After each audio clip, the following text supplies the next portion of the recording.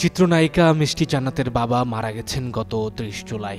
বাবা হারানোর পর অভিনেত্রী একেবারেই ভেঙে পড়েছেন। ফেসবুকে দিচ্ছেন একের পর এক আবেগঘন পোস্ট। বাবার আকস্মিক মৃত্যুতে মানসিকভাবে ভেঙে পড়েছেন মিষ্টি জান্নাত। গত ৬ দিন ধরে মিষ্টি জান্নাত তার বাবাকে না দেখতে পাওয়ার বেদনায় কাতর। সামাজিক যোগাযোগ মাধ্যমে একাধিক আবেগঘন পোস্ট দিয়ে তিনি তার অনুভূতির কথা প্রকাশ করছেন। একটি পোস্টে তিনি লেখেন, শেষবারের মতো বাবাকে ছুঁয়ে দেখেছিলাম, ৬ দিন হলো আর ছুঁয়ে দেখি না। ৬ দিন মনে হচ্ছে ৬,০০০ বছর। তার কথায় জীবন এমন কেন, আমি, আম্মু, আমরা সবাই ১০০ কাটিয়ে উঠতে পারছি না, আর পারবো না হয়তো। কত মানুষের বাবা আছে, আমার বাবা নাই। অভিনেত্রীর ভাষায়, কতদিন দেখি না বাবা তোমায়, এত বাড়ি গাড়ি টাকা পয়সা দিয়ে কি হবে, বাবাকে তো আর পাবো না। লাভ স্টেশন সিনেমার মাধ্যমে ২০১৪ সালে রূপালী পর্দায় অভিষেক ঘটে মিষ্টি জান্নাতের। নায়িকা পরিচয়ের পাশাপাশি তিনি একজন পেশাদার চিকিৎসকও।